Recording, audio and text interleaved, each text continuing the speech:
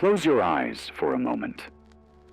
Imagine waking up one morning and realizing that something has been stolen from you while you slept. Not your money, not your memories, not your body, but something infinitely more valuable. The sovereignty of your mind. Do you feel it?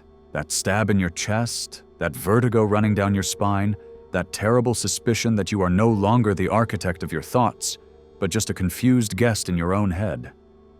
Maybe you think I'm exaggerating, but look closely. When was the last time you had a thought that wasn't whispered to you from a screen? When was the last time you had the courage to stay alone with your conscience without fleeing into the refuge of the trivial? Coldly observe the grotesque spectacle your mind has become. A fairground of cheap stimuli, a carnival of hollow images, a landfill of other people's opinions that you consume under the illusion of being informed. Doesn't it seem disturbing that every day you wake up with your mind already contaminated before you even set foot on the floor? Let me tell you something you don't want to know. Your anxiety, your chronic fatigue, that feeling that nothing is ever enough. These are not coincidences. They are the symptoms of a culture that has turned your brain into a field of exploitation. You have been taught to confuse speed with intelligence, noise with relevance, accumulation with wisdom. But it's all a farce, a gigantic pantomime designed to keep you docile, obedient, and permanently entertained. If you still think I'm exaggerating, answer honestly. Why are you so afraid of silence? Why does slowness make you uncomfortable? Why do you feel the compulsive need to check your phone every few minutes, as if emptiness were an enemy that must be crushed? Because your mind has been domesticated. Domesticated by a system that profits from your distraction and thrives on your ignorance. What you feel right now, this chill you can't tell is fear or recognition, is the first crack in the wall. The beginning of something that few have the courage to face. The suspicion that you have been relinquishing your clarity for years without putting up any resistance. Can you see it? The price of this toxic comfort is your freedom, and no one is going to give it back to you unless you claim it. Today, I'm going to tell you the truth that was never taught in school, nor whispered in those self-help tutorials. A truth so uncomfortable, you'd rather not hear it. We live in a time when the human mind is being consciously demolished. Not with bullets or shackles, but with distractions. With stimuli designed to saturate you until your ability to think critically is reduced to a feeble skeleton. But before we go on, answer yourself sincerely. Why does distraction attract you so much? Why does every day of your life seem like a flight with no destination? Why does the idea of facing your own thoughts feel unbearable? If you dare to look straight on, you'll discover the root of this collective collapse. We are not in an information crisis. We are in an epidemic of superficiality. Clarity is the only antidote, but also the hardest to obtain, because it involves something almost no one is willing to do. Stop. Silence the noise. Look in the mirror and ask yourself with brutal honesty, what part of me is still alive under all this digital garbage? Let me warn you, what you are about to discover is not comfortable. After hearing these words, you may never see your world the same way again. Something inside you may resist with all its strength, because this message is not designed to please you, but to wake you up. If you've made it this far, maybe part of you already suspects that something is irreparably broken. But the most disturbing thing is not the fracture of your mind. What's truly chilling is that this decay does not happen only to you. It's collective.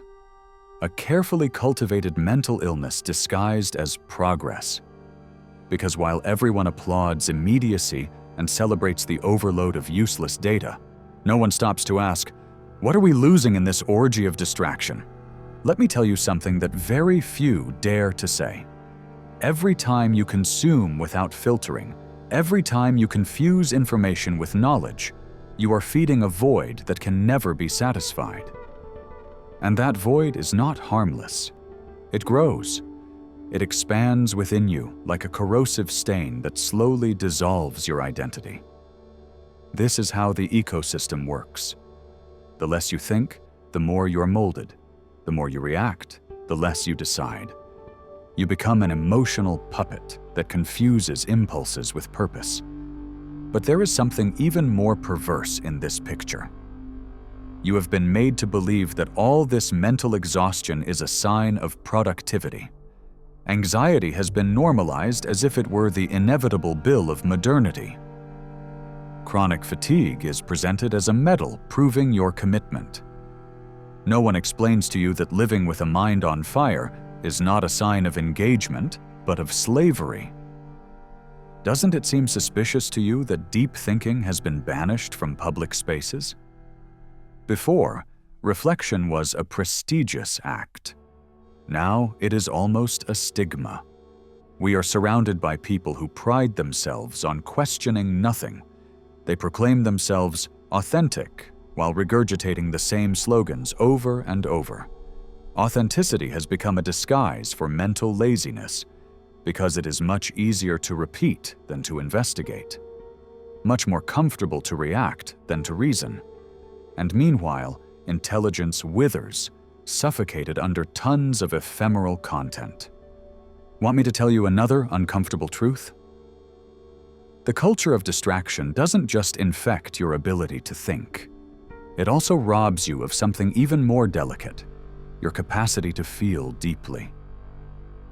When everything happens at the speed of a flash, when every stimulus competes for your attention like a desperate salesman, sensitivity becomes a luxury no one allows themselves. When was the last time you experienced something without the urge to share it? When did you feel gratitude, sadness, or awe without thinking of someone else's approval? Excess stimuli not only cancels clarity, it also corrupts emotion. And here comes the most twisted part. While you believe this saturation is an inevitable symptom of the digital age, there are those who profit from your deterioration. Entire industries thrive on your mental fatigue. Every second you spend consuming distraction, someone is monetizing your fractured attention. You are the product, even if you think you are the customer. And the merchandise you offer is not your money. It's your consciousness. It's not just about social media or entertainment platforms. It's a much vaster network, a machine designed to keep you trapped in a state of chronic confusion. The more exhausted you are, the easier it is for you to buy whatever promises momentary relief. That endless series, that mediocre tutorial, that app promising you discipline. It's all part of a closed circuit where mental exhaustion is recycled and resold as a necessity. Do you see it now? This is not a historical accident. It's a mass-scale experiment. And you are the guinea pig, because while you're busy putting out emotional fires, your ability to question the system that causes them fades away. The trap is so perfect you don't even suspect it exists. Look at yourself honestly. Do you really believe you are free when your mind depends on constant doses of cheap dopamine? Can you call it autonomy when every silence becomes a threat? They have turned distraction into a refuge, mediocrity into a value, and speed into a dogma. And so, while you celebrate immediacy, your inner world is slowly consumed in a fire no one can see. But not all is lost.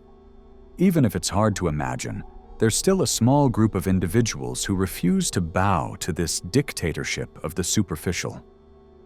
People who understand that thinking is an act of resistance, that slowness is a revolutionary virtue, that silence, the one you so fear, is the space where ideas that can change everything take root. If you've ever felt uncomfortable in this culture of haste, if a part of you resists instant gratification, maybe you are part of that minority. Maybe, deep down, you still preserve the seed of clarity. Don't let it die. Because the world doesn't need more hypnotized consumers. It needs human beings capable of stopping and looking with wide-awake eyes at the absurd theater others call reality. Have you ever wondered what would happen if, suddenly, you disconnected everything? If you turned off every screen, every notification, every stimulus you now feel is indispensable, what would remain? At first, you may feel a primitive terror, an emptiness so intense you'll convince yourself something is wrong with you. But that emptiness is proof you've spent too long feeding your mind with substitutes. Withdrawal is not a failure. It is the first sign you are recovering your capacity to feel and think without intermediaries. Don't fool yourself. Returning to clarity will not be comfortable. It will mean facing every corner of your mind you've been evading with distractions. But it will also give you something no screen can offer. The feeling that for the first time in a long time, you are the owner of your consciousness again. And when that happens, you'll understand that this collective decay is not invincible. That even if millions choose to anesthetize themselves, there will always remain a handful of people willing to think courageously. People who understand that clarity is a form of insurrection, and that in a world that applauds ignorance, daring to face the truth is the most dangerous act of all. But maybe you're wondering why this epidemic of distraction feels so irresistible. Why even knowing it's consuming you, you keep running into its arms? The answer is not just in technology or advertising, it's much deeper. The root is psychological, so intimate it's hard to recognize. You've been taught to distrust your own silence. As a child, you were taught that emptiness is an enemy, that boredom is a sign you're failing, that stillness is a symptom of uselessness. So you grew up believing you are only valuable if you produce, if you react, if you consume. No one explained to you that this urgency is an invisible cage. Notice something hardly anyone analyzes. Perpetual entertainment doesn't just steal your time, it steals your identity. Have you realized you no longer know what you truly like? You confuse your desires with the algorithms pushing you in a specific direction. You think you choose, but you are really being guided by artificial intelligence that knows your impulses better than you do. Every video you consume, every headline you share, every notification you validate is a seed growing in your mind and displacing your own judgment. And meanwhile, your will dissolves into an ocean of options you never asked for. And there's something even more sinister. This culture not only destroys your mental clarity, it nullifies your emotional resilience. When your mind becomes accustomed to constant bombardment, your nervous system stops distinguishing what's important from what's trivial. Everything becomes an alert. Everything disturbs you. Everything demands your immediate reaction. This is how anxiety and chronic exhaustion are born. From living in a state of permanent alarm, never giving yourself permission to stop and discern. The consequence is devastating. An entire generation walks through life convinced that feeling burned out is a sign of commitment, that living with a head full of noise is the price of success. And meanwhile, the truly important questions are buried under tons of distractions. Who are you when no one is watching? What thoughts arise in your mind when there is no stimulus to push them? What purpose would you have if you stopped measuring your worth in terms of productivity and external validation? I'm going to tell you something you won't be taught in any school. The ability to endure silence is a form of intelligence that is becoming extinct. Do you know why? Because silence is the only space the system cannot reach you. There, without screens, without voices, without comparisons, you are free to look at your life with brutal honesty. But it is also there where the questions you fear most appear. Why am I here? What is the meaning of all this? Who do I really belong to?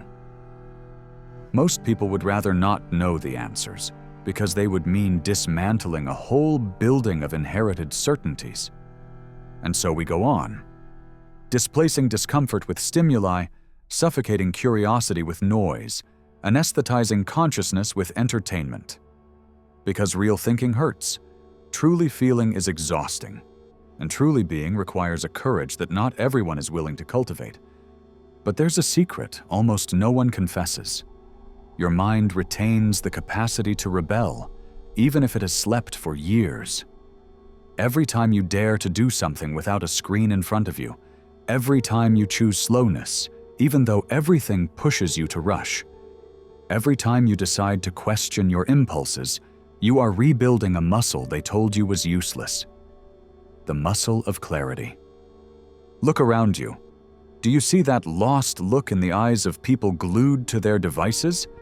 That absent glow, that mechanical gesture with which they swipe their finger again and again across the screen. It's not mere distraction. It's proof we are living in a non-consensual experiment, where every individual is a data point, every thought is a product, and every emotion is a commodity.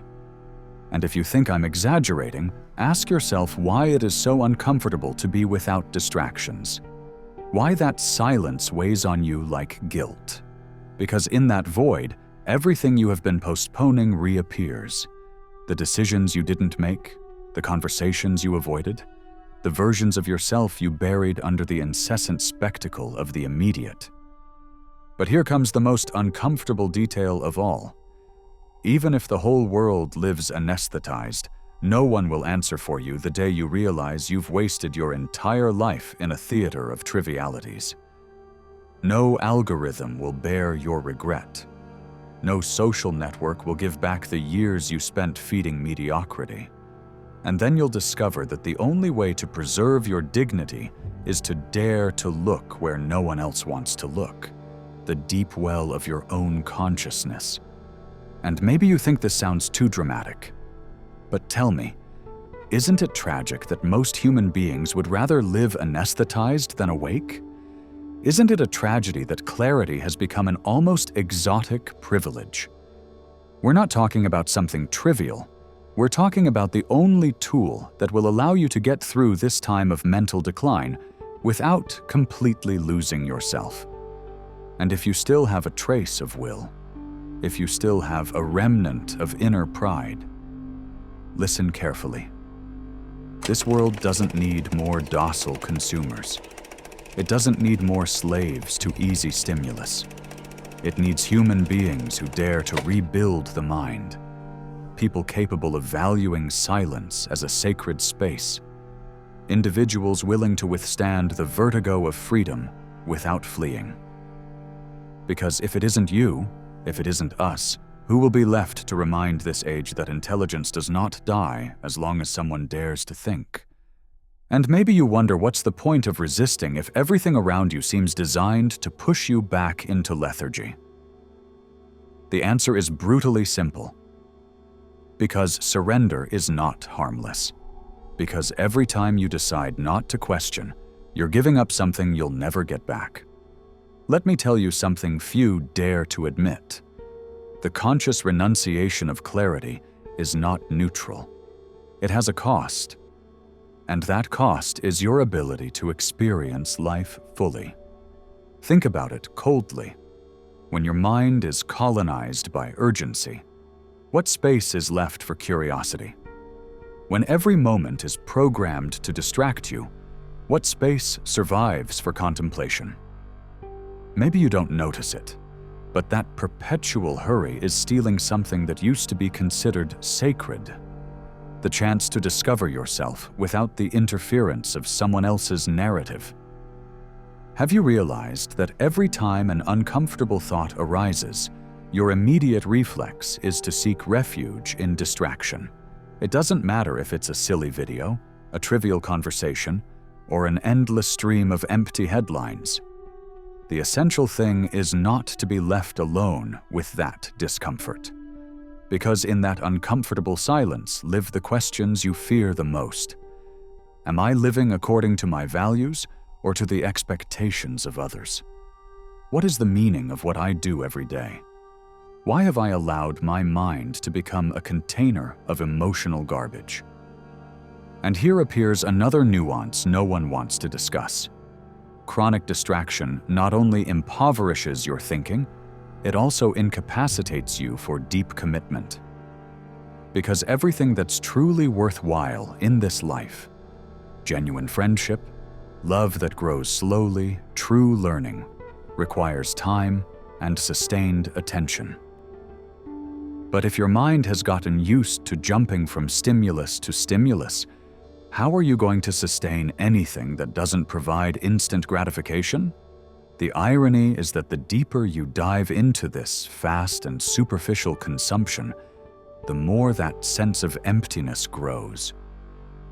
A void you try to fill with more stimuli, more urgency, more distraction. And though on the surface it may seem you're surrounded by endless options, in reality, your experience is getting poorer every day because everything happens on the surface, without roots, without depth, without memory.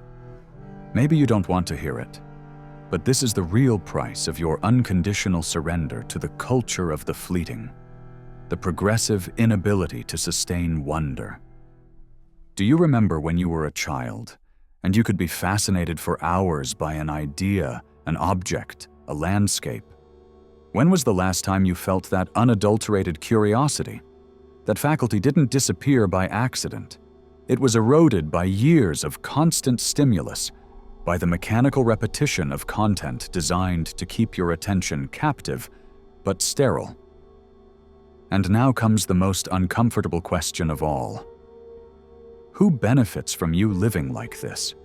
Who is interested in your being unable to commit to anything that can't be resolved in a handful of seconds? It's not hard to see if you dare to look with perspective. A mind that can't stand silence, that doesn't cultivate doubt, that doesn't know how to stop, is an easy mind to domesticate. There's no need to censor it with violence because it censors itself with its own rush. So while you believe you move freely, that you consume because you want to, that you decide because you can, you're really walking down a hallway others built for you. A hallway full of doors that all open with the same promise, to relieve your discomfort. But behind each door, you only find more sophisticated versions of the same emptiness. And if you've made it this far without running away, if something inside you beats with the sense that you deserve more than this superficial existence, then listen closely. You're still in time to recover what you lost. But you'll have to pay a price most aren't willing to pay.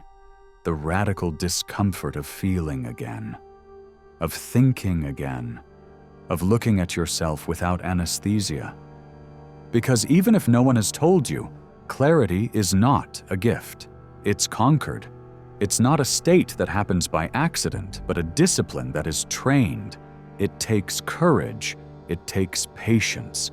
It requires accepting that for a time, you'll feel a vertigo so intense you'll doubt yourself. Because after years of numbness, awakening is a brutal experience. But it's also the only experience that can give you back something you thought was impossible. The sovereignty of your mind. The ability to decide what you focus your attention on. The freedom to dissent when everyone around you repeats. The dignity to build your own thoughts even if you're branded as strange. And when you experience that awakening, even for an instant, you'll understand you were never just another consumer. That there has always been an intact intelligence inside you, waiting for you to have the courage to rescue it from the mud of the trivial. That intelligence is still there, more alive than ever, ready to rebuild your consciousness from the ashes. But no one can do it for you. No one can give you back your capacity for wonder if you are not willing to let go of the weight of distraction. No one can teach you to think if you deny yourself silence. And no one, absolutely no one, will be able to offer you the clarity you so long for if you don't dare to face the most uncomfortable truth of all, that this world is designed so that you never discover it. And if right now you feel something twisting inside you, if you perceive an echo of discomfort mixed with a spark of determination, then stay. Because this could be the beginning of the only revolution that matters, the one that happens inside your own mind. And now that we've made it this far, before we continue, I want to present the following to you. Our book, The Formula of Awakening, is now available. Do you feel like there's something inside you that wants to awaken, but you don't know where to start? Then I invite you to transform your way of thinking, and with it, your way of living. Discover who you can become. Start today. The link to get the ebook is in the first pinned comment of this video. Grab your copy now at a great price. With that said, let's continue with the video.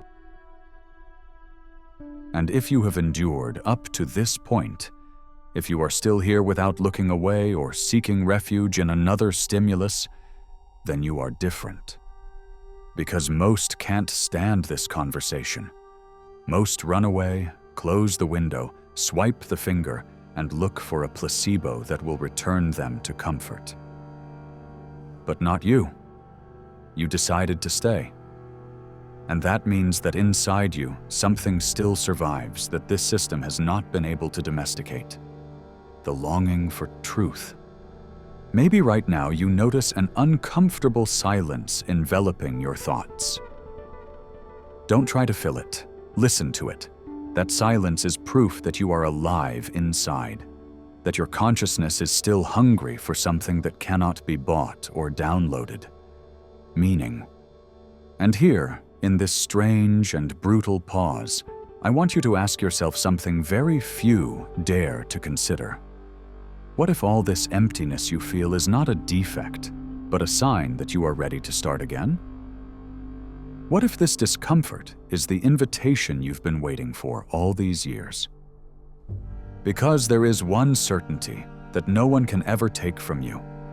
Clarity is contagious. A single mind that dares to wake up can sow doubts in hundreds of sleeping minds. Maybe you don't know it, but the simple act of thinking deeply is a form of rebellion that spreads like wildfire. And if you're here, it's because you sense the fire has already started to ignite inside you. You don't need to have all the answers. No one does. All you need is to keep the courage to question, the bravery not to give in when mediocrity comes disguised as success, the patience to withstand silence until better questions arise than those you inherited, and, above all, the humility to understand that the mind is built every day like a muscle that grows stronger with discomfort and wonder. So if today you decide something, let it not be to return to distraction. Decide to stay with your own vertigo. Decide to observe it with curiosity instead of running away. Decide to start living with the awareness that your attention is the most valuable thing you possess, and that as long as you keep cultivating that inner space, no one can make you another slave of this age that celebrates ignorance and crucifies clarity. Now I want to propose a small symbolic act. If everything you've just heard has resonated with you, if you feel something inside you has been stirred, write me in the comments a phrase that is your own declaration of resistance. It can be simple, it can be raw, it can be uncomfortable. But let it be yours, because that will be the first stone in your reconstruction. And if you want to keep exploring ideas that unsettle and awaken, subscribe. Here you won't find easy recipes or hollow promises. Only one commitment: to question every lie you were sold as truth. Because sometimes, to start living, you have to dare to lose everything, even the comfort of not thinking. See you on the next mental journey. But in the meantime, remember this: every time you choose silence over noise, every time you dare to feel without distraction, every time you think for yourself, you are reclaiming your sovereignty. And that, even if the world doesn't understand it, is the most revolutionary act there is. Now turn off the screen. Stay for a moment with your own mind. Let it speak to you without interference. And when vertigo scares you, smile. It's the sign that you're finally waking up.